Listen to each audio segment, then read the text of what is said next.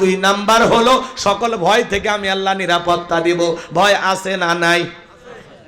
আপনি বিকাশের দোকানদার 2 লাখ টাকা নিয়ে কাহালু বাজার থেকে আসবেন কল্যাণপুর, মনে মনে ভাবতেছেন আল্লাহ রাত এখন 2টা বাজে, টাকা নিয়ে বাড়ি পর্যন্ত যাইতে পারবো নাকি ছিনতাইকারী ডাকাতের কবলে পড়ে টাকা যান 2টা হারাবো? ভয় আছে না নাই? প্রতিদিন ছিনতাই হচ্ছে, ডাকাতি হচ্ছে, চুরি হচ্ছে, দুর্নীতি হচ্ছে, কথা কয় না? আপনাদের এলাকায় হয় না? তাহলে এই সমাজের চুরি, দুর্নীতি, টেন্ডারবাজি, চাঁদাবাজি যদি বন্ধ করতে চান এই সমাজে লাগবে কার আইন? আর একটু জোরে কন। বিরক্ত হয়েছেন আমার কথায়? তাহলে ভাইয়েরা আমার, এই সমাজে আল্লাহর আইন চালু হোক, এটা আপনারা সবাই চান? বিরক্ত হচ্ছেন না তো? তাহলে এদিক খেয়াল করেন, এই সমাজে প্রতিদিন আপনারা ছিনতাইয়ের ঘটনা শুনতে পাচ্ছেন। প্রতিদিন চুরি হচ্ছে, ছিনতাই হচ্ছে, বিভিন্ন পরিচয় দিয়া এক শ্রেণীর মানুষ এই দেশে ছিনতাইয়ের কাজে ব্যস্ত। আপনাদের এলাকায় এই ধরনের ঘটনা ঘটেনি? এই দেশে যদি চুরি বন্ধ করতে চান, ছিনতাই বন্ধ করতে চান, আপনার আমার মনের মধ্যে ভয়, মেয়েটা কলেজে গেল একা একা ফিরবে নাকি জামাই সাথী নিয়ে ফিরবে? ভয় আছে না?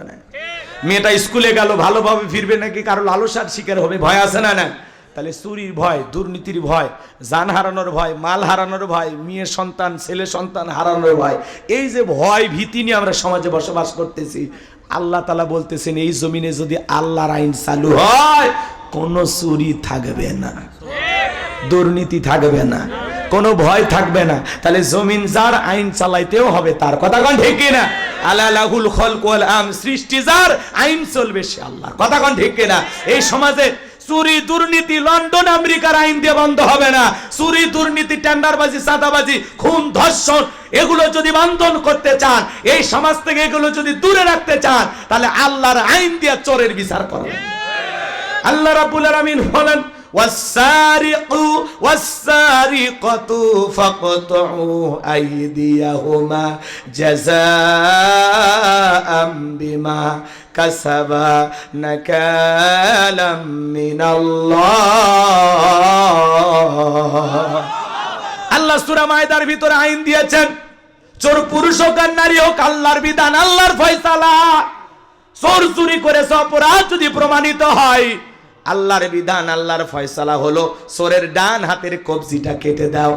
বাংলাদেশের একটা চোরকে ধরে যদি আমরা বাইতুল মোকাররমের সামনে নিয়ে আসা মিডিয়ার মাধ্যমে ফালাও করে প্রচার করে একটা চোরের হাত কেটে যদি বলতাম বাংলার পার্লামেন্টে আইন চালু হয়ে গেল, এখন থেকে যে চুরি করবে আর সে যদি ধরা পড়ে ওই চোরের হাত কেটে দেওয়া হবে, বলেন তো বাজান এই সমাজে চুরি থাকবে না বন্ধ হবে? একটা চোরের হাত কেটে খালি পরীক্ষা করে দেখেন, বাংলাদেশের সমস্ত চোরেরা রাতারাতি তওবা করে আল্লাহর ওলি হয়ে যাবে। ও বলবে ভিক্ষা করে খাবো, না খায় মরে যাব, তারপরেও কোনোদিন চুরি করব না। কিন্তু কে শোনে কার কথা? আজও গেল না মনের ব্যথা। এখন উচিত কথা যদি কই পিঠের উপর দিয়া যাবি মই। যত দোষ নন্দ ঘোষ, সত্যটা বললে দোষ, করলে অন্যায়ের প্রতিবাদ, নামটা হবে তোমার জঙ্গিবাদ, নামটা হবে তোমার মৌলবাদ। যে নেতা আইন পাস করবে ওই নেতা তো চোখ দিয়ে তাকালে বলে উরি বাবা সরিষাই তো ভূত, ওর তো নিজের হাতাকে কাটা যাবে, কথা কয় না গো? কারণ যে পরিমাণে দুর্নীতি করছে 11 লক্ষ কোটি টাকা, আবার কেউ বলতেছেন 18 লক্ষ কোটি টাকা দুর্নীতি করে বিদেশে পাচার করছে। তাহলে বলেন তো কয়বার ওর হাত কাটা গেল?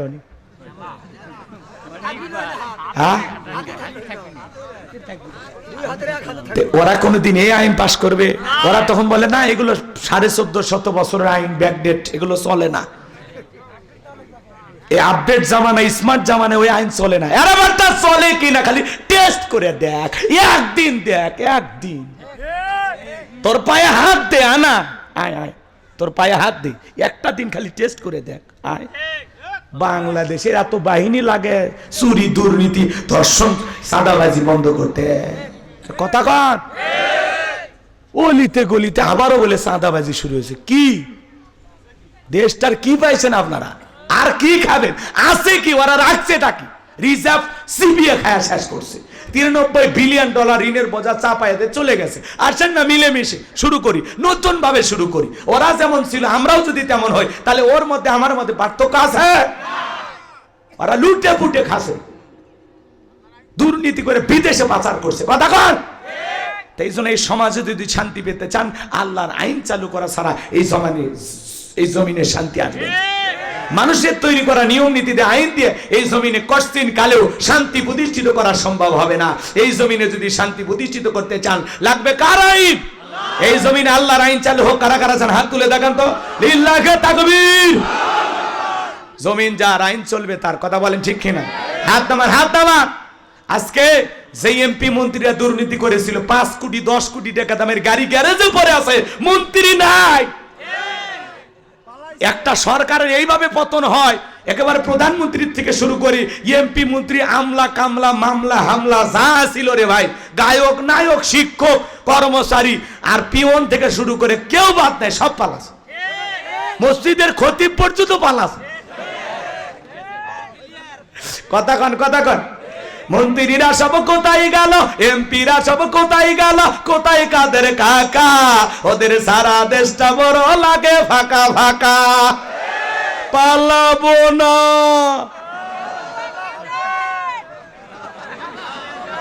বলবো চলবে চলবে। পালাবো না, পালাবো না, পালাবো না, যাই না তাদের দেখা। ওদের সারা দেশটা বড় লাগে ফাঁকা ফাঁকা। আইন মন্ত্রী আটকে গেল আইনেরই ফাঁকে, দাড়ি সারা দরবেশটারে ভণ্ড ভণ্ড লাগে। শুনেছি ভাই কত নেতা নেত্রী খাইতেছে ভাই ডান্ডা, বিচারপতি কালামানিকের ভাটিয়েছে নাকি আন্ডা। এটা আমার খবর না, মিডিয়ার খবর। এই বিচারপতি শামসুদ্দিন মানিক আল্লামা সাইদি হুজুরকে মৃত্যুদণ্ডের রায় দিয়েছিল। আমরা বলতে চাই বানাবো। ওই ছেলেটা চকলেট পায়া বদনা নিয়ে মারছে দূর, মাঝখানে আসার খেয়ে পুড়ে গেছে। মানুষ বেশি খুশি হলে তাল ঠিক থাকে না। কথা কয় না গো, রাগ করেন। ওই পড়ে যা হাঁটু চুলে গেছে, রক্ত বের হয়েছে, ব্যথাও পাইছে, কিন্তু চকলেট থাকার কারণে উঠে দাঁড়াইয়া বদনা ভরিয়া পানি নিয়ে আমার সামনে হাজির। আমি তখন বললাম, বাবা এই পানিটা আনতে গিয়ে তোমার কষ্ট হয়েছে, মাঝপথে আসার খাইছো, ব্যথা পাইছো, রক্ত বের হয়েছে, হাঁটু ছিলছে মনে হয়। তখন ওই চকলেটের খুশির কারণে বলতেছে, এরকম কত আমি পড়ে যাই, আমার কিছুই হয় না। এই খুশিটা কিসের কারণে? চকলেটের। কথা কোন ঠিক কিনা? কঠিন কিয়ামতের ময়দানে নবীজির হাতে এক পেলা হাউজে কাউসারের পানি যদি আপনার আমার তকদিরে, ভাগ্যে, কিসমতে, নসিবে আল্লাহ রাখেন, আর যদি জুটে যায়, পান করার যদি ভাগ্য হয়, আর আল্লাহর আরশের নিচে 7 শ্রেণীর মধ্যে যে কোনো এক শ্রেণীতে, যে কোনো এক ক্যাটাগরিতে আল্লাহ যদি অংশগ্রহণ করার সুযোগ করে দেয়, তাহলে আল্লাহর আরশের নিচে ছায়া আর নবীজির হাতে হাউজে কাউসারের পানি, কিয়ামতের কঠিন দিন আপনার কাছে কঠিন মনে হবে না, আল্লাহ সহজ করে দেবেন। একটু জোরে বলেন না সুবহানাল্লাহ। আর নবীজির হাতে হাউজে কাউসারের পানি পান করলে জান্নাতে ঢোকা পর্যন্ত আর তৃষ্ণাই লাগবে না। সুবহানাল্লাহ। তাহলে সে হাউজে কাউসারের পানি চাইলেন আর পাইলেন, কষ্ট করা লাগবে না? ঠান্ডা পানিতে উজু বানায় নামাজ পড়া লাগবে। কথা কোন ঠিক কিনা? কি সেই কাজগুলো আমি কি বলবো? হঠাৎ করে কেউ একটু নামাজ ধরছে, পুরাতন মুসল্লি যারা নিয়মিত নামাজ পড়ে, এই নতুন মুসল্লি দিকে ওরা টিটকেরি মারে, ঠাট্টা বিদ্রুপ করে। সূর্যাস্ত কোন দিকে উঠছে বারে? উত্তর পাড়ার বাদশা নুরু, এরা দেখি মসজিদে। কথা কেন? দেখি তো তোর নামাজ, 2 দিন পরে আবার হারিয়ে যাবি না তো? আচ্ছা মুরব্বী, এই কথাগুলো বলা কি ঠিক? এগুলো বলা কি ঠিক না? যারা পুরাতন মুসল্লি আছেন শুনে যান, আপনি তো দাওয়াত দিয়ে 5 জনকে মসজিদে আনতে পারেন না।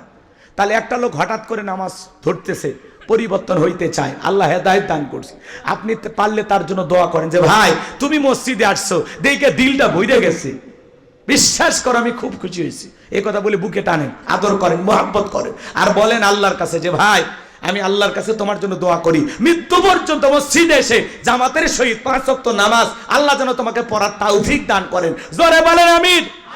আপনি দোয়া করবেন, তা না করে কি কয়, দেখি 2 দিন পর নামাজ ছেড়ে দিবি না তো, আমি খেয়াল রাখবো তোর প্রতি। ও মানে মসজিদে সিসি ক্যামেরা, কে আসে কে যায় খবর নেই। কথা কয় না গো? ভালো হয়ে যান মুরব্বী, মুরব্বী। যুবকেরা খুশ, নতুন নতুন বোধ যায় না। এগুলো তো তোমরা মুখস্থ রাখছো। আচ্ছা ঠিক আছে, নতুন কিছু শুনবো আমিও, একটু অপেক্ষা করো। কষ্ট হয় আপনাদের? কষ্ট হয়? তাহলে এদিক খেয়াল করেন, নতুন মুসল্লি নামাজে গেছে, এগুলো নিয়ে আমরা সমালোচনা করব, পারলে দোয়া করব। তার সে নামাজ পড়ছে, নামাজ থেকে বের হয়ে আসলে কল্যাণপুর বাজারে বসে চা খাবো। কথা কয় না গো? ঠিক আছে, কাউকে নিয়ে সমালোচনা করবেন। যুবক বয়সে একটু দাঁড়িয়ে রাখছে, ওইটা নিয়েও সমালোচনা। হ্যাঁ, চ্যাংরা বয়সে বুড়ের ভাব ধরলি। কথা কয় না গো? এরকম আছে না ভাই? যুবক বয়সে একটু দাঁড়িয়ে রেখে বউ নিয়ে ঘুরতে গেছে, কয় ভাবি আসসালামু আলাইকুম, সাথে চাচার খবর কি? বউ বাড়িতে এসে রাগ করে, তোমার সাথে বাইরে যাওয়া যায় না, আমারে ডাকে ভাবি আর তোমার ডাকে চাচা। যে বউ নবীর সুন্নত দাড়িকে মোহাব্বত করে না, ওই বউ আপনাকে 100% ভালোবাসা দিতে পারে না। কথা বলে ঠিক না?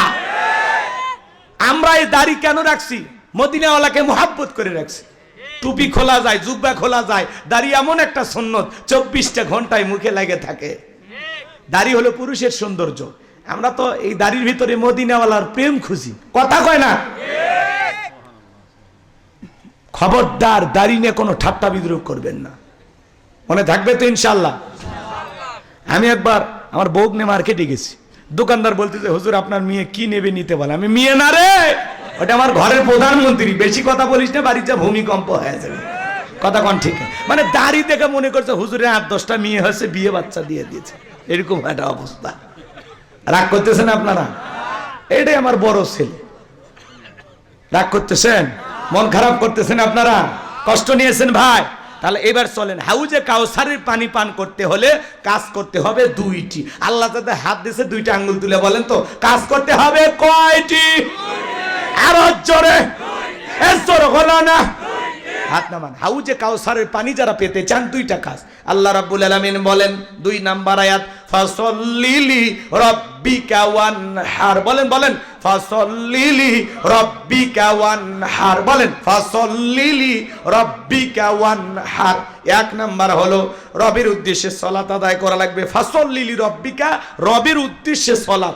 নামাজ হবে একমাত্র কার জন্য? আরেকটু জোরে বলেন, কার জন্য? قل إن صلاتي ونسكي ومحياي ومماتي لله رب العالمين। সূরা আনআম আয়াত নাম্বার 162। আল্লাহ রাব্বুল আলামিন ডেকে বলেন, নবীজি আপনি বলুন, আমার নামাজ, আমার কুরবানি, আমার জীবন, আমার মরণ লিল্লাহি রাব্বিল আলামিন, আসমান জমিনের প্রতিপালকের জন্য। তাহলে মুমিন জীবনের সব ইবাদত হবে আল্লাহ তাআলাকে রাজি খুশি করার জন্য। কথা বলেন ঠিক না? আমার জীবন, আমার মরণ, আমার বন্দেগী, আমার জীবন, আমার মরণ, আমার বন্দেগী কবুল করো ইয়া ইলাহি, আমার জিন্দেগি, আমার জীবন, আমার মরণ, আমার বন্দেগী। মারহাবা বলেন। তাহলে ফাসল্লিলি রব্বিকা, রবের উদ্দেশ্যে সালাত, নামাজ হবে একমাত্র আল্লাহ তাআলাকে রাজি খুশি করার জন্য। কদ আফলাহাল মুমিনুন আল্লাযীনা হুম ফি সালাতিহিম খাশিউন। অবশ্যই মুমিনেরা সফল যারা নিজেদের সালাত বিনয়ের সহিত, নম্রতার সহিত, আল্লাহর ভয় নিয়ে আদায় করে। আপনি আমি যখন সালাত আদায় করব, অন্তরে ভয় থাকতে হবে কার? আর একটু জোরে বলেন না কার? নামাজ যদি নামাজের মতো হয়, আল্লাহ বলেন ফালইয়াবুদু রাব্ব হাযাল বাইত আল্লাযী আত'আমাহুম মিন জু' ওয়া আমানাহুম মিন খাউফ। আল্লাহু আকবার। আরো আস্তে কোন? আচ্ছা, আল্লাহু আকবার করতে কি কষ্ট হচ্ছে? দোয়া করলে ভালো হয় নাকি? ওয়াজ কিন্তু অনেক বাকি আছে। শেষের আয়াতে মহিলাদের ওয়াজ আছে, বলবো বলবো? তাহলে একটু কথা বলেন। ফালইয়াবুদু রাব্ব হাযাল বাইত المجيد الذي أطعمهم من جوع وآمنهم من خوف আমার আল্লাহ রাব্বুল আলামিন বলেন এই ঘরের মালিকের ইবাদত করো।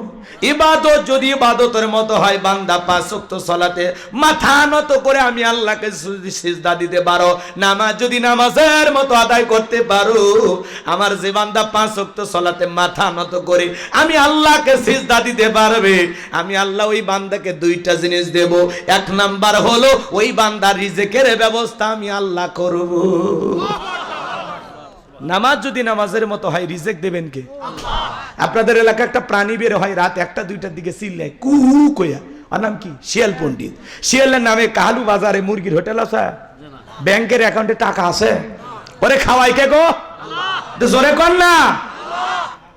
সকালবেলা একটা পাখি খালি পেটে নিচ থেকে বের হয়ে যায়, সন্ধ্যাবেলায় ওই পাখির পেটটা ভরে বাসায় ফেরত আসার ব্যবস্থা করে কে? আল্লাহ যদি পাখিকে খাওয়ায়, শিয়ালকে খাওয়ায়, পৃথিবীর এত মাকলুককে খাওয়ায়, আমাদেরকে কি আল্লাহ না খাওয়ায় রাখবে? না খাওয়ায় রাখবে? আল্লাহ কি বলেন? কুনতুম খায়রা উম্মাতিন উখরিজাত লিন-নাস, তোমাদেরকে উত্তম জাতি বানাইছি। ওয়ালাকাদ কাররামনা বানি আদম, মর্যাদার দিক দিয়া আপনাকে আমাকে সেরা করেছেন কে? আল্লাহ। সৃষ্টির সেরা আমরা আশরাফুল মাখলুকাত, আল্লাহ কি আমাদেরকে না খাওয়ায় রাখবে? না, রিজিক দেওয়ার একমাত্র মালিক আমার আল্লাহ রাব্বুল আলামিন বলেন ওয়া মা মিন দাব্বাতিন ফিল আরদি ইল্লা আলাল্লাহি রিজকুহা। সূরা হুদের ভিতরে আল্লাহ পাক জানিয়ে দিলেন এই পৃথিবীতে এমন কোন বিচরণশীল প্রাণী নাই যার রিজিকের ব্যবস্থা আমি আল্লাহ আসমান থেকে করি না। ওই আটলান্টিক মহাসমুদ্রের 33,000 ফিট গভীর অতল পানি নিচে থাকা ছোট্ট একটা প্রাণী, তার রিজিকের ব্যবস্থাও আমি আল্লাহ আসমান থেকে করি। বলুন সুবহানাল্লাহ। তাহলে রিজিক দেবেন কে? আল্লাহ বলে বান্দা নামাজ যদি নামাজের মতো আদায় করতে পারো, ইবাদত যদি ইবাদতের মতো হয়, 1 নাম্বার আমি আল্লাহ তোমাদের জন্য রিজিকের ব্যবস্থা করে দেব। আর